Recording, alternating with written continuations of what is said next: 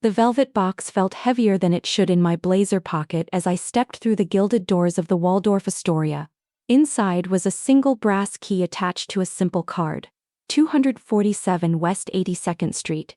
$2.5 million worth of Manhattan real estate that I'd purchased 6 months ago, intended as a wedding gift for my sister Melissa. The irony of carrying something so valuable while wearing my professor clothes, a sensible navy blazer over a cream blouse, wasn't lost on me. Name please? The woman at the reception desk had that particular Upper East Side polish, the kind that could make you feel underdressed even in designer labels. Allison Reed. I'm the bride's sister. Her perfectly manicured finger traced down the guest list, then stopped, traced back up, stopped again. I'm sorry, I don't see your name here. The marble floor suddenly felt unstable beneath my practical flats. That's impossible. I'm her sister. Her only sister. Let me check with the wedding coordinator. She disappeared through a side door, leaving me standing in the lobby while couples in evening wear swept past, their laughter echoing off the crystal chandeliers. My hand went to my phone, but before I could dial, it buzzed with a text from Melissa. Don't make a scene, you're not on the list. I'll explain later. My thumb hovered over the call button.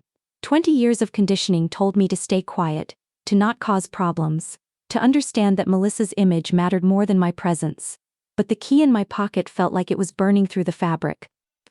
I called anyway. She answered on the first ring, her voice that practiced whisper-shout people use when they don't want to be overheard.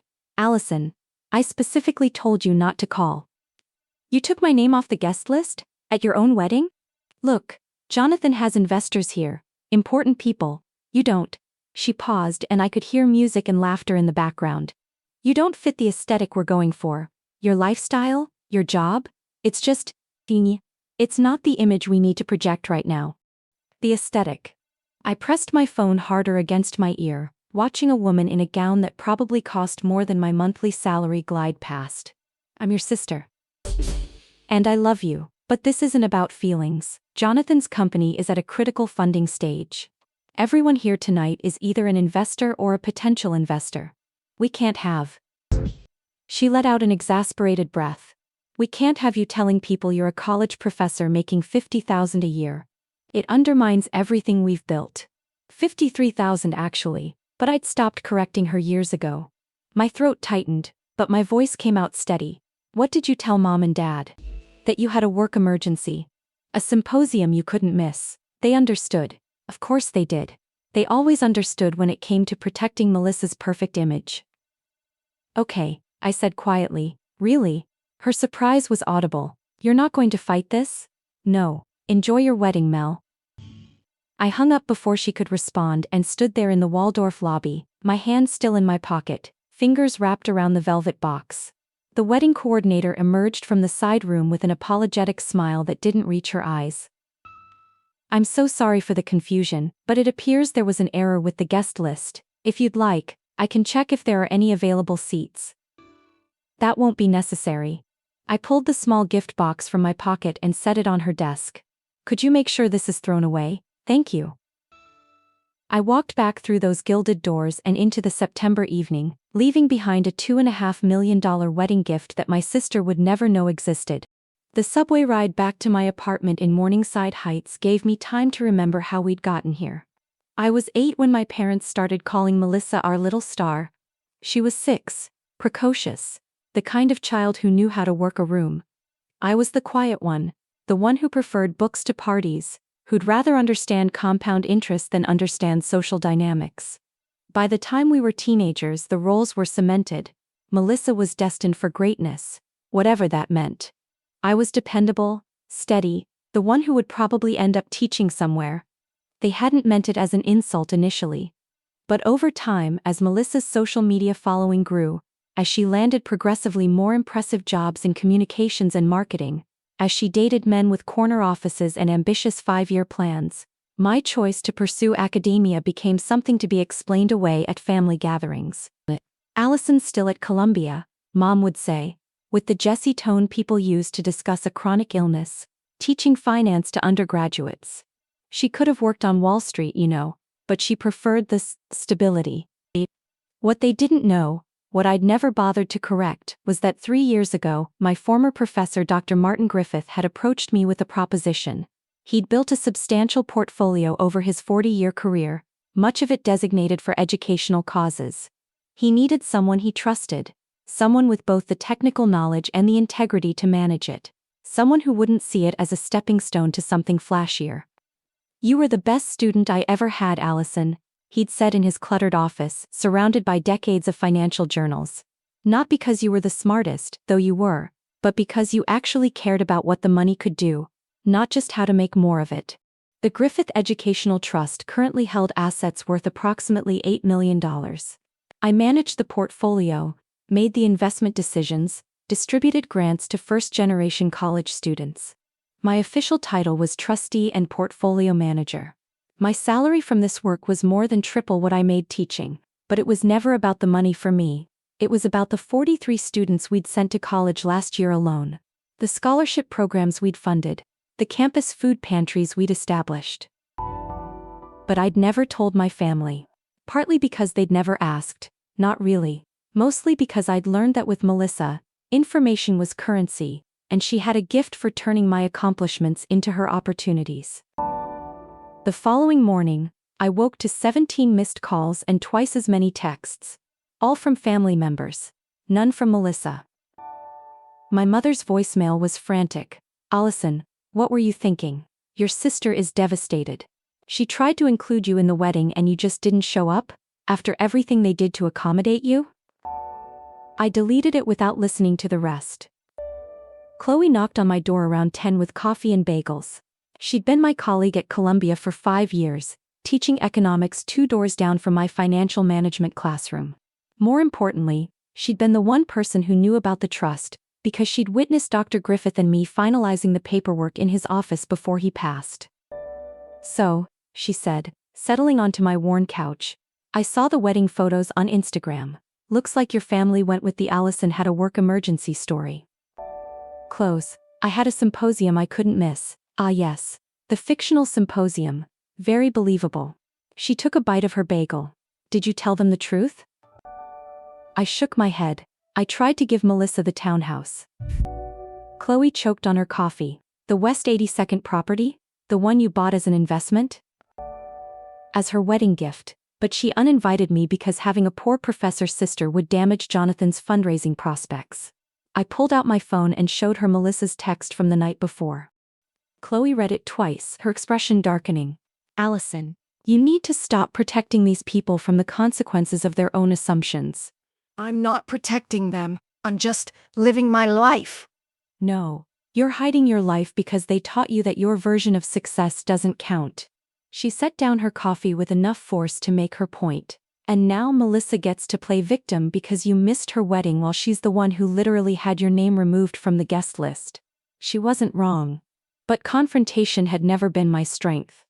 The Reed family dynamic had taught me early that making waves only created more problems.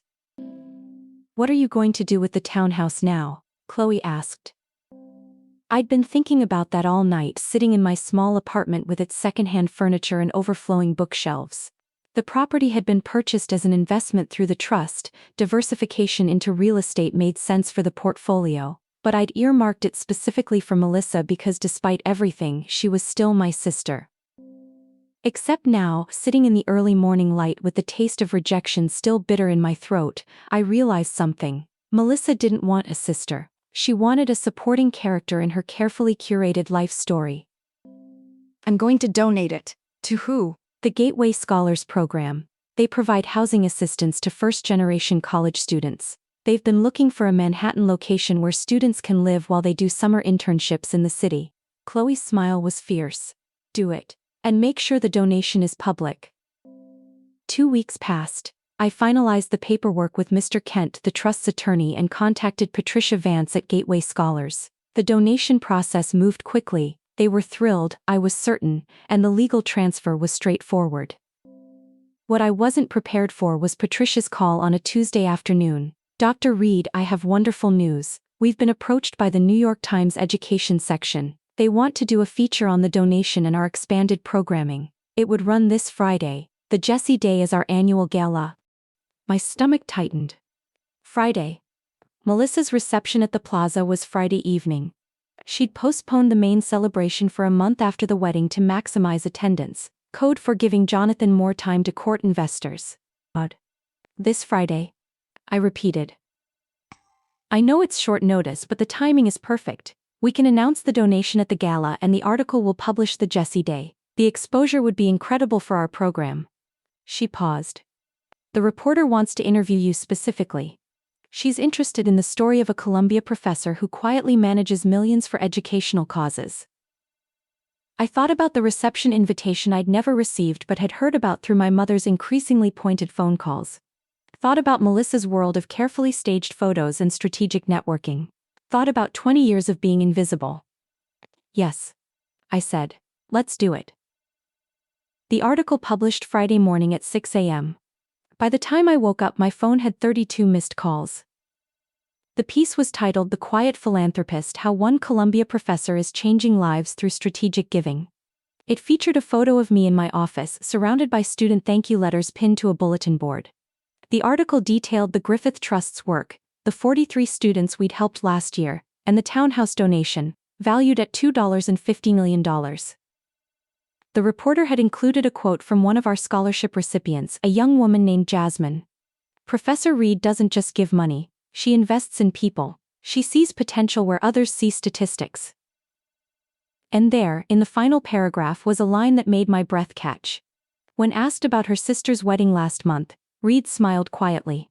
Family celebrations are important, she said, but sometimes the most meaningful celebrations are the ones that change someone's trajectory entirely. The journalist had been subtle enough. Anyone who knew about my family situation would read between those lines. My mother called at 6:47 a.m. Allison, we need to talk about this article. Good morning, Mom. Don't good morning me. You donated $2.5 million to strangers instead of giving it to your sister.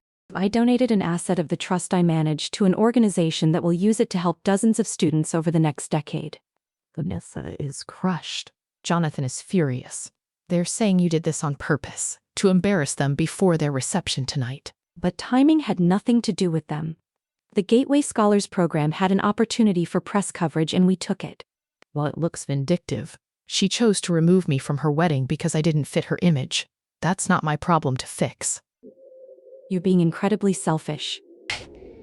I need to go, Mom. I have a gala to prepare for. I hung up before she could respond. Chloe arrived at 5 to help me get ready. The Gateway Scholars Gala was at the Columbia Faculty Club. It would be over by 9, well before Melissa's reception at the Plaza kicked into full swing.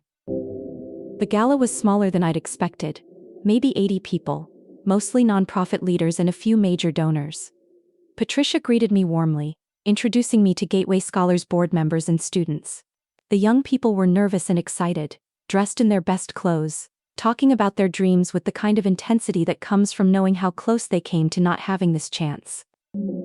During dinner, Patricia stood to announce the major donation. The Griffith Educational Trust has been a partner of Gateway Scholars for 5 years, but this year they've given us something transformational. As she spoke about the townhouse, about the students who would live there, about the programming space it would provide, I felt something shift inside me. This was what the money was for. Not status, not image, not proving anything, just this, creating space for young people to build their futures. Dr. Allison Reed, the trustee who made this decision, is here tonight, Patricia concluded. Allison, would you please stand? I stood, uncomfortable with the attention but trying to accept it gracefully. The applause was warm and sustained. Around the room, I saw Columbia colleagues, nonprofit leaders, a few faces from the finance world.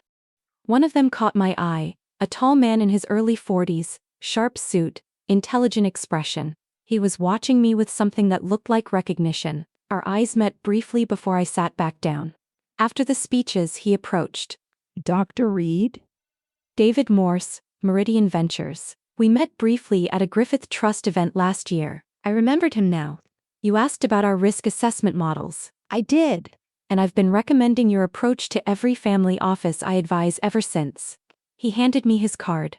I'm actually heading to another event tonight, the Reed Caldwell reception at the Plaza. Your sister's celebration, I believe.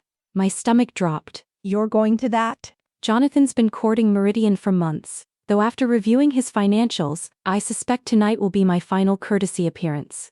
He studied me carefully. I take it you won't be there. I wasn't invited. His eyebrows rose. To your own sister's reception? It's complicated. I imagine it is. He glanced at his watch. Well, I should head over. But I want you to know, what you're doing here matters infinitely more than anything happening at the Plaza tonight. After he left, I tried to focus on the remaining gala conversations, but my mind kept drifting to the Plaza, to Melissa holding court in whatever designer gown she'd chosen, to Jonathan working the room with his practiced charm. By 9:30, the gala was winding down. I said my goodbyes and headed out into the October evening. I was halfway home when my phone rang. Chloe, Where are you? Her voice was breathless. heading back to my apartment. Why? You need to get to the Plaza, now. What? No, I wasn't invited. Allison, shut up and listen. David Morse just called me. He got my number from the Columbia directory. He says Melissa has been telling everyone at the reception that you were too embarrassed about your salary to attend the wedding, that you've always been jealous of her success, that you're bitter and unstable. My hand tightened on my phone. So he just publicly corrected her. In front of about 40 people, including Jonathan's potential investors and your parents. And half the Manhattan social scene. It's a disaster. I don't understand. What did he say? That he'd literally just come from the Gateway Scholars Gala? That you'd been publicly honored for donating property worth $2.5 million? That the Griffith Educational Trust, which you manage, holds $8 million in assets? That he's been using your investment approach as a model in his own work? Chloe's voice dropped. Allison. He destroyed her in front of everyone. I stopped walking. And now everyone's talking. Your mother is apparently in the bathroom crying. Jonathan looks like he wants to disappear. And Melissa is asking for you. She wants you to come explain. To do damage control. The old pattern whispered in my ear. Go. Smooth it over. Make it better. Protect Melissa from the consequences of her choices. But I was tired of that pattern. No. I said. No. I'm going home. Whatever's happening at that reception is not my responsibility to fix. But even as I said it, I felt the pull. Not to protect Melissa, but to see it. To witness the moment when the carefully constructed narrative finally collapsed under the weight of its own dishonesty.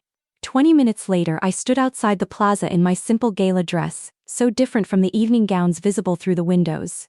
The doorman gave me a skeptical look until I showed him the New York Times article on my phone. Family of the bride, I said simply. He let me pass. The reception was in full swing on the 3rd floor. I heard it before I saw it. The particular pitch of voices that comes from disaster barely contained.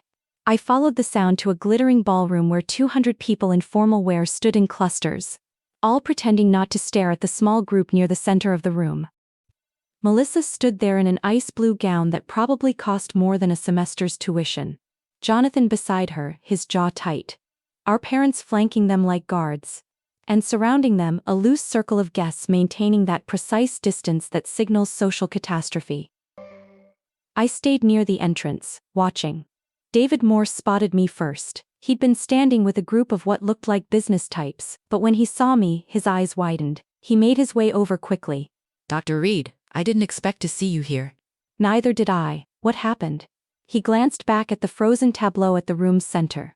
Your sister was holding court near the bar, telling a group of us about her family, her background, her difficult sister who couldn't handle her success.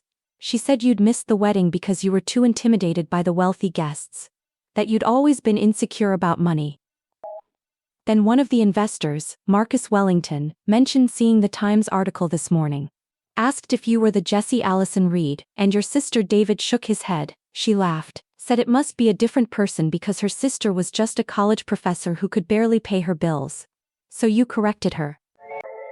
I'd just spent 2 hours at an event honoring you. I'd watched scholarship students thank you in person. I'd heard Patricia Vance describe how the Trust's work had changed her organization's entire capacity. His voice was quiet but firm. I wasn't going to stand there and let her rewrite reality. What did you say? That I'd literally just come from the Gateway Scholars Gala, that you'd been publicly honored for donating property worth $2.5 million, that the Griffith Educational Trust, which you manage, holds $8 million in assets, that I've been using your investment approach as a model in my own work. He paused. And that perhaps family members should do basic research before publicly discussing each other's careers. The ballroom had that electric quality that comes after someone breaks unspoken social rules. People were trying to resume conversations, but their attention kept drifting back to Melissa and Jonathan. My mother saw me first. Her face went pale, then red. She started toward me, but my father caught her arm. They had a whispered exchange that I couldn't hear but could interpret from body language alone. Melissa turned. For a moment our eyes met across the room. I saw calculation there, then panic, then something that might have been genuine emotion.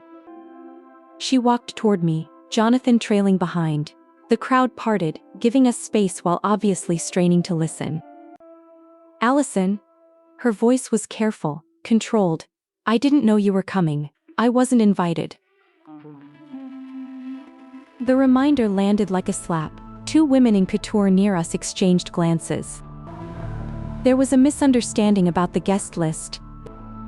There was no misunderstanding. You told me I didn't fit your aesthetic, that having a poor professor's sister would damage Jonathan's fundraising prospects. I kept my voice level, almost gentle. It made the words cut deeper. You chose to remove me from your wedding, Melissa. Own that choice. Choice. She glanced at Jonathan, who looked like he wanted to be anywhere else. I was trying to protect the event, Jonathan's investors, his business, our future.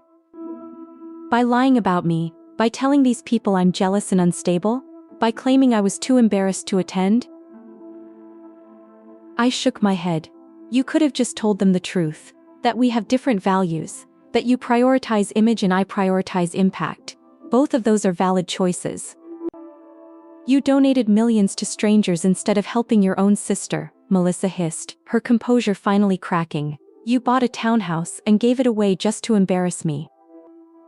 The ballroom had gone completely quiet now. Even the servers had stopped moving. I donated an asset of a trust I manage, to an organization that will use it to change dozens of students' lives over the next decade, I said clearly. That property was never yours, Melissa.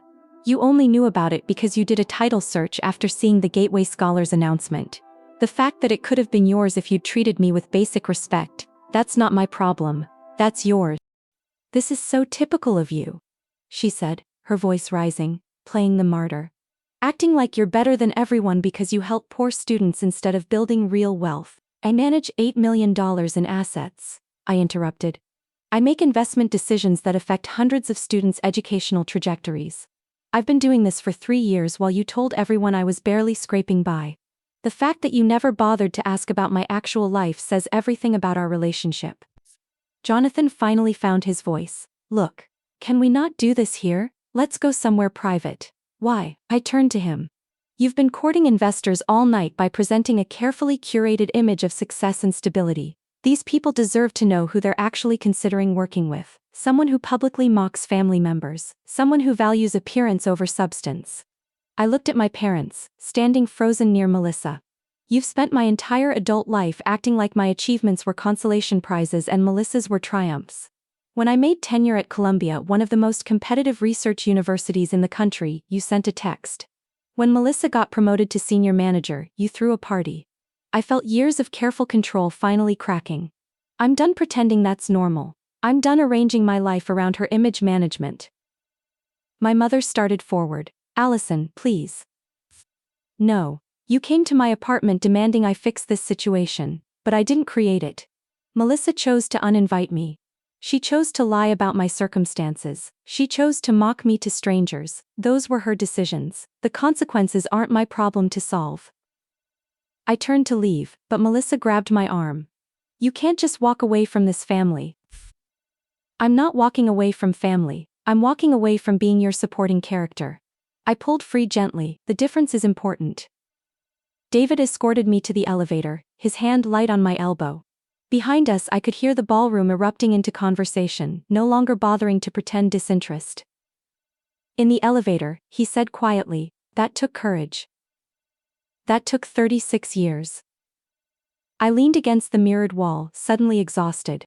The lobby was quiet compared to the chaos upstairs. David walked me outside, where the October night had turned cold. "Can I walk with you?" he asked. We made it 3 blocks before my phone started ringing. I ignored the first 5 calls, all from family, but the 6th was from an unknown number and I answered it automatically. "Dr. Reed? This is Rachel Thornton, Dean of the Business School at NYU. I apologize for calling so late, but I just had the most interesting conversation with Margaret Thornfield from our board. She was at the reception tonight." My stomach sank. "I see. She was very impressed. Said you handled an impossible situation with grace and clarity. Which brings me to why I'm calling. We're searching for a chief investment officer for our endowment fund, $2 billion in assets, team of 12 analysts, full authority over investment strategy. Would you be interested in a conversation?" I stopped walking. David raised an eyebrow at my expression. Yes, I would be very interested." "Excellent. My assistant will reach out Monday to schedule. And Dr. Reed? What Margaret described tonight, standing up for your values in a difficult situation, that's exactly the kind of leadership we need. Sleep well." After she hung up, I stood on the corner of 53rd and 5th, staring at my phone. "Good news?" David asked. "Job offer. CIO of NYU's endowment, $2 billion. Congratulations." His smile was warm, genuine, though I suspect that's just the beginning. The following week was surreal. The New York Times article went viral in academic and nonprofit circles. The Gateway Scholars Program's donation page crashed from traffic. Columbia's development office received 17 inquiries from potential donors specifically asking to support the financial management department. And the story of what happened at Melissa's reception spread like wildfire through Manhattan's professional networks. I heard versions of it from 3 different colleagues, each slightly embellished but hitting the key points. Publicly shamed sister turned out to be secretly wealthy. Confrontation at Plaza reception. Family drama exposed. What I didn't expect was the email from Melissa's employer. It came on Wednesday, forwarded by someone who thought I should see it, an internal memo from the communications firm where Melissa worked as a senior manager. Recent social media activity has raised concerns about judgment and professional conduct. All employees are reminded that personal brand management reflects on the company. We expect discretion and integrity in both professional and personal spheres. Translation: they were watching her. One more mistake and she was out. The day after that, I received a handwritten letter, not from Melissa, from Jonathan. "Dr. Reed, I owe you an apology. I allowed my business ambitions to cloud my judgment about what matters. Melissa and I are restructuring our approach, both professionally and personally. The funding we'd been chasing fell through, but perhaps that's a blessing. We built something on insufficient foundation. I won't make excuses for how you were treated. I hope in time you might be open to rebuilding some kind of family relationship, but I understand if that's not possible. Respectfully, Jonathan Caldwell." It was more honest than I'd expected, but it was also too late. On Friday afternoon, exactly 1 week after the reception, Melissa appeared at my Columbia office. I was reviewing portfolio reports when Chloe knocked and stuck her head in. "You have a visitor. I can send her away if you want. Who is it? Your sister?" I considered saying no, but curiosity won. "It's fine, let her in." Melissa looked different, still polished, still put together, but there was something brittle in her expression. She stood in my doorway, taking in the cramped office with its overflowing bookshelves and student thank you cards pinned to every available surface. "Can I come in?" I gestured to the chair across from my desk. She sat carefully, her designer bag clutched in her lap like a shield. "I've been trying to call you," she said. "I know, you haven't answered." No, we sat in uncomfortable silence. Outside my office, I could hear students in the hallway, professors chatting, the normal rhythms of academic life. "I'm losing everything," Melissa said finally. "Jonathan's company is failing. His investors pulled out after the reception. My boss called me in for a performance review that was really a warning. Our landlord is selling the penthouse. We have to move." Her voice cracked. "And everyone knows. Everyone saw what happened. I'm a joke. I'm sorry you're going through that, are you? She looked up, her eyes red-rimmed, because it seems like you got exactly what you wanted. You humiliated me in front of everyone who matters. I didn't humiliate you, Melissa. I told the truth. There's a difference. You could have helped me. You could have backed up my story, played along, let me save face. But instead she gestured helplessly. You destroyed everything. I didn't destroy anything. Your choices did. I leaned back in my chair. You removed me from your wedding. You lied about my circumstances to make yourself look better. You mocked me to investors and social contacts. Those were your decisions. The fact that they had consequences isn't my fault. But you're my sister. I was your sister when you took me off the guest list. I was your sister when you told a room full of people I was too poor and jealous to attend. I was your sister for 36 years while you treated my accomplishments like they didn't count because they weren't flashy enough. I felt the careful walls I'd built starting to crack again. Being family doesn't mean I have to participate in your version of reality. So what, you're just done with me, with all of us? I thought about that, about my mother's voicemails, still unheard, about my father's texts, all saying some variation of your sister needs you. I'm not done with family, I said carefully, but I'm done being invisible. I'm done hiding my success because you taught me it was shameful to achieve things quietly. I paused, choosing my words precisely. I don't still hold anger toward you, Melissa, but I'm also not going back to being the convenient backdrop for your life. She stared at me. What does that mean? It means you need to decide if you want a relationship with me as I actually am, rather than as you've imagined me. The Jessie goes for mom and dad. If they can accept that my version of success is valid, that managing a trust and teaching students and building impact matters even if it's not as visible as your lifestyle, then we can rebuild something. But I'm not going to apologize for my life anymore. I didn't ask you to apologize. You did. Every time you diminished my career. Every time you laughed about my little teaching job. Every time you told people I was struggling when you'd never actually asked. I stood up. I have a class in 10 minutes. If you want to try to build an actual relationship, one based on who we really are instead of who you wanted me to be, my door is open. But I'm not going to chase you, and I'm definitely not going to lie for you. Melissa stood slowly. At the door she paused. I saw the article. The Times piece. You looked happy. In the photo with those students, I was. I can't remember the last time I felt like that. Happy without performing.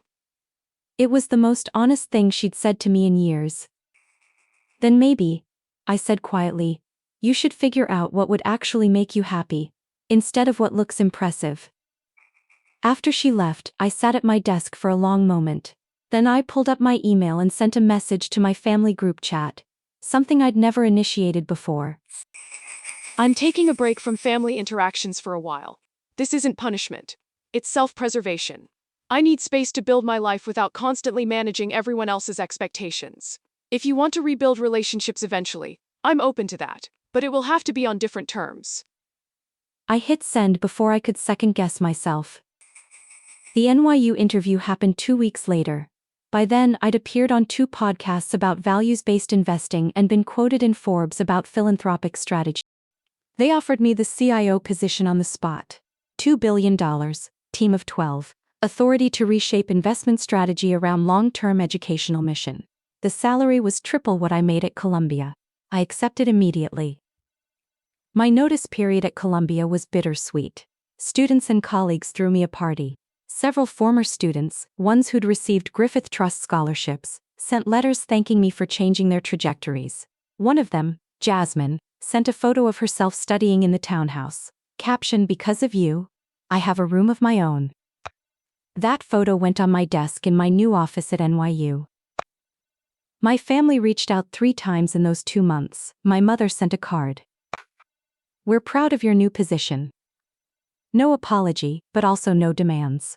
My father called once, left a voicemail. "Your mother and I would like to see you for dinner. When you're ready, no pressure." And Melissa sent a text, "Jonathan and I are separating. I'm moving home for a while, trying to figure out who I am without the performance. Thought you should know." I responded to each message with brief acknowledgement. polite, but boundaried. I wasn't ready to rebuild yet. Maybe I would be eventually. Maybe not. On my first day as CIO of NYU, I stood in my office overlooking Washington Square Park and felt the weight of responsibility settle over me. $2 billion, 12 analysts looking to me for direction, thousands of students whose educational futures would be shaped by the investment decisions we made. It should have felt overwhelming. Instead, it felt right. 3 months later, I received a letter from Melissa. Allison, I'm writing from Mom and Dad's house. The past few months have been the hardest of my life. I lost my job, Jonathan and I are divorcing, most of our friends stopped calling. But without all the performance, I've started to remember what I actually care about. I got a job at a small nonprofit doing literacy work. It pays a third of what I used to make. I'm happier than I've been in years. I'm not asking for forgiveness. I'm writing to say thank you for showing me what it looks like to build something real. For standing up for yourself even when it meant standing against me. I'm proud of you. I should have said that 30 years ago. Melissa. I read it twice, then filed it in my desk drawer. Maybe someday we'd rebuild something. Maybe the distance would remain. Either way, I'd survived losing the approval I'd spent my whole life chasing. The Griffith Trust continued its work. Gateway Scholars expanded. NYU's endowment grew while staying true to mission. And I built a life that reflected my actual values, not the version my family had wanted me to perform, but the real work that mattered. Sometimes the greatest gift you can give yourself is permission to be exactly who you are, even when the people who should have known you best never bothered to ask.